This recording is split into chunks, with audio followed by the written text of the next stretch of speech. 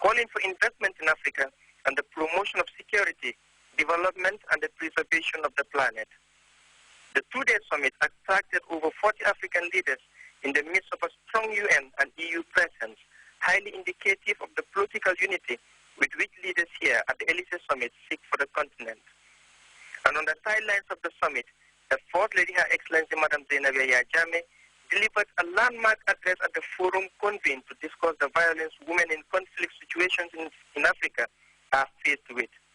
The meeting, chaired by the French First Lady, heard about the protection and privileges given to Gambian women and the government's commitment to dedicate yet more legislation in promoting the welfare of women in the Gambia. Madam Zainab Yahya Jammeh went on to underscore the importance of these policies and programs, saying they have encouraged the participation of non-state actors, including her own charitable outfit, Operation Save a Baby, which promotes antenatal and postnatal care for women and the newborn. Where hesitancy was seen in other sides, she was bold to take the lead and address the issue of violence against women, citing the Gambia's pioneering role in institutionalizing legislation and other professional bodies to make sure that our women folk are protected from violence, especially in terms of conflict situations. The summit closes this afternoon at the Elysee Palace, and in Paris, I am Abgunjai reporting. Talking about summit and conferences, the Gambia recently hosted the OIC's Tourism Ministers meeting, which brought together the movers and shakers of the 57-member nation. This could further enhance the country's tourism potentials after several years of aggressive marketing. Ibrahima Balderi captured some key issues of the event for the record. It was a spectacular moment for the high-profile visitor, the Secretary General of the Organization of Islamic Cooperation, to test Gambian dishes, side by side with the Vice President Ajah Dr. Esat Njai Sedi and Tourism Minister Fatmas Job. Ikmelidin Iksagnolu is credited for the numerous achievements registered by the 57-member nations that form the OIC. The Gambia gets 16% of its GDP from tourism, and the hosting of the 8th Islamic Conference of Tourism Ministers in Banjul was a good thing. Fostering wealth through tourism was a symbolic theme of the conference that is expected to generate positive results for member nations. However, the challenge for most international institutions is the funding gap that makes it difficult for some programs to take off smoothly.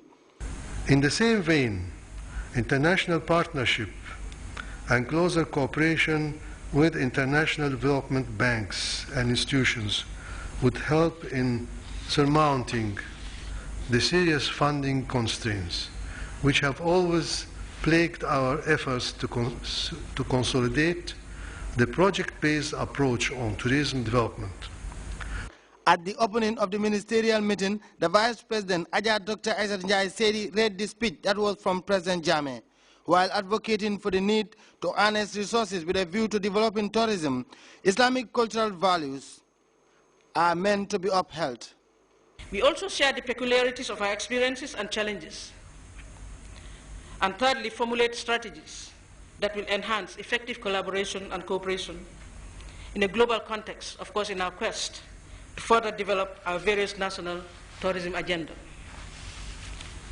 Excellencies, distinguished guests, ladies and gentlemen, I would also at this juncture want to hail the positive efforts of the Organization of Islamic Cooperation, particularly in uniting the Islamic Ummah under one umbrella to preserve Islamic social and economic values, promote solidarity amongst member states, increase cooperation in social, economic, cultural, scientific, and political matters, uphold international peace and security, while advancing education, particularly in the fields of science and technology.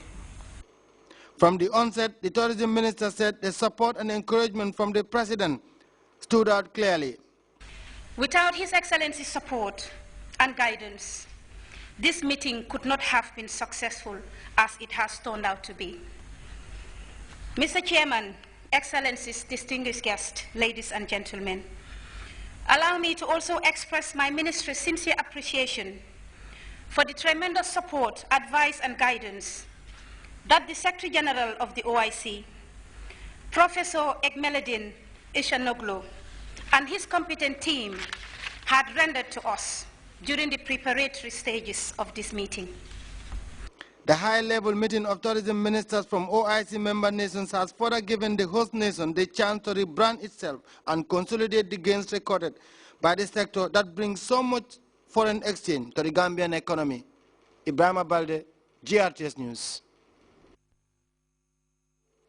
The National Youth Service Scheme has successfully graduated another cohort of youths in its drive to arm Gambian youths with vocational skills. Since its inception more than a decade ago, NYSS has injected high sense of responsibility to a large number of youths who were armed with little or no skills. Buba Sisi reports on the graduation and the salient issues raised at the historic event. Scheme holds its latest graduation ceremony for youth corps at the President International Awards grounds in Bakau. Established in 1996 by an Act of Parliament for youth employment and empowerment through the acquisition of vocational and technical skills, this latest graduation sees 193 out of 200 trainees successfully complete the program. The Acting Executive Director of NYSS, Sute Jao, gave a report on some of the activities undertaken by the institution. Despite all these challenges, Madam Chair, the NYSS has now trained over 1,985 young Gambians.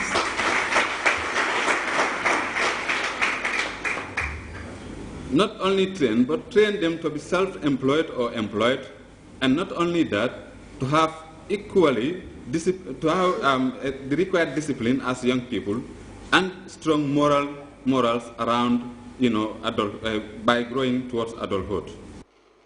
Numerous speakers who graced the occasion stressed the importance of youth engagement as regards national development.